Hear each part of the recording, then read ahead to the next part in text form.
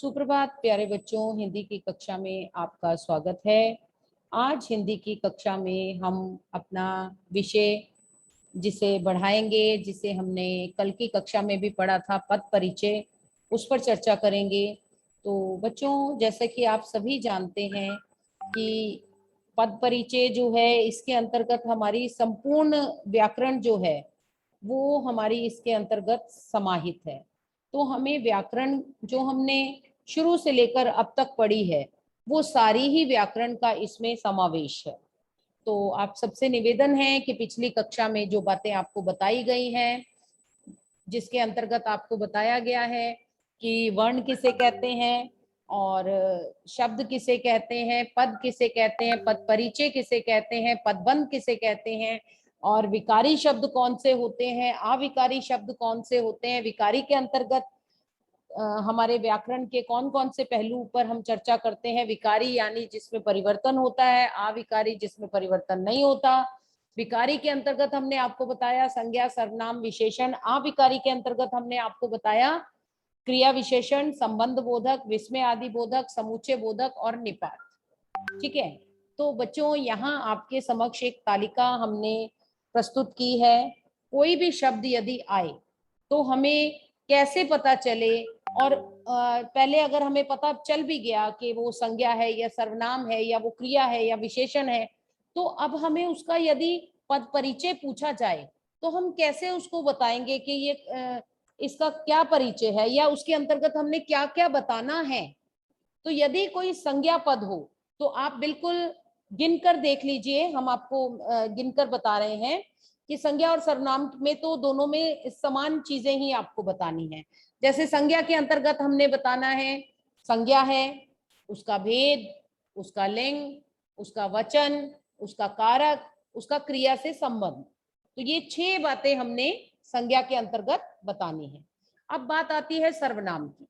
तो सर्वनाम में बच्चों हम क्या बताएंगे? हम बताएंगे सर्वनाम है, उसका भेद, उसका लिंग, उसका वचन, उसका कारक, उसका क्रिया से संबंध। तो इसके अंतर्गत भी हमने 6 बातें बताई। ठीक है। अब बात आती है हमारी क्रिया की। तो क्रिया में हम क्या बताएंगे? हम बताएंगे क्रिया है, उसका भेद, उसका लिंग, उसका वचन, उसका काल। ठीक है, क्योंकि क्रिया है तो क्रिया में क्या बताना है हमने? क्रिया का काल। और इसके अलावा हम क्रिया का बता सकते हैं कि हमने बाकियों में तो क्रिया से संबंध बताया है, पर इसमें आप लिख लीजिए, इसमें आएंगे क्रिया का कर्ता और कर्म से संबंध। ठीक है, लिख लीजिए आप इसके आगे, क्रिया का कर्ता व कर्म से संबंध। तो क्रिया, उसका भेद, लिंग, वचन, काल, कि क्रिया जो है वो किस काल में घटित हुई है। तो ये 5 बातें हो गई। ठीक। और छठी बात हमने क्या बतानी है? कर्ता या कर्म से संबंध। इसके पश्चात बच्चों हमारे विकारी के अंतर्गत जो चौथी बात आती है वो आती है विशेषण, जिसे आप एडजेक्टिव के नाम से जानते हैं। तो हम बताएंगे विशेषण, उसका भेद, उसका लिंग, उसका वचन और उसका विशेष्य। ठीक है।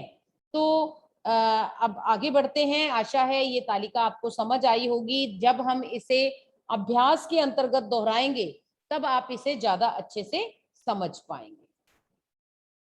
तो अब सबसे पहली बात जो आई हमारी वो आई संज्ञा की।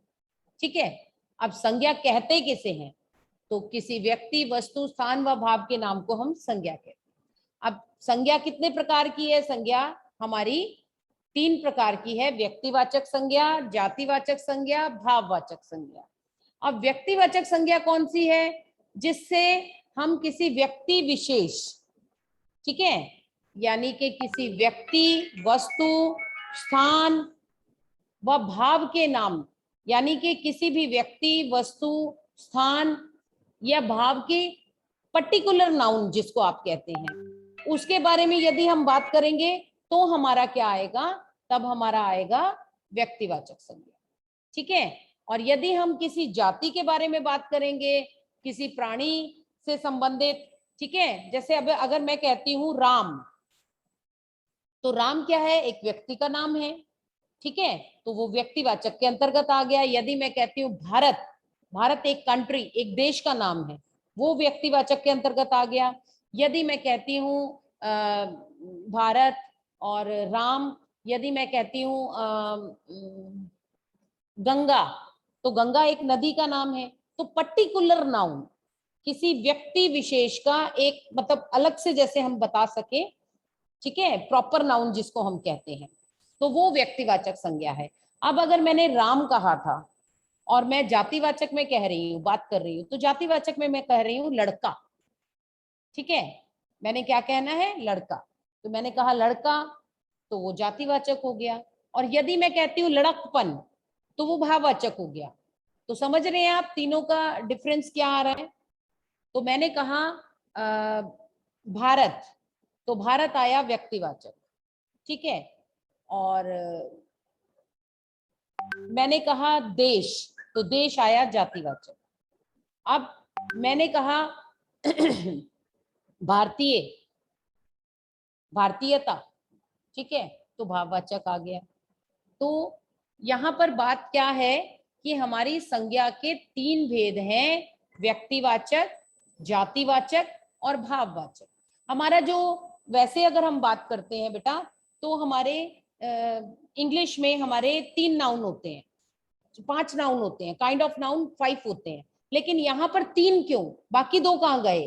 तो हमारा जातिवाचक के अंदर ही समाहित होते हैं आपका मटीरियल नाउन और कलेक्टिव नाउन।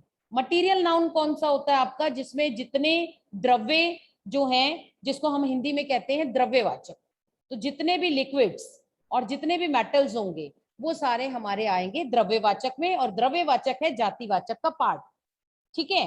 और कलेक्टिव नाउन यानी हमारा जो समूह वाली चीजें होती हैं, ठीक है, तो वो कौन सी होती हैं कलेक्टिव नाउन के अंतर्गत, वो आती हैं हमारी जैसे गुच्छा, ठीक है, हमारा आता है झुंड, दल, तो ये सब कलेक्टिव नाउन में आ गया हमारा। तो जातिवाचक के 2 भेद हो गए, द्रव्यवाचक और दूसरा समूहवाचक, ठीक है।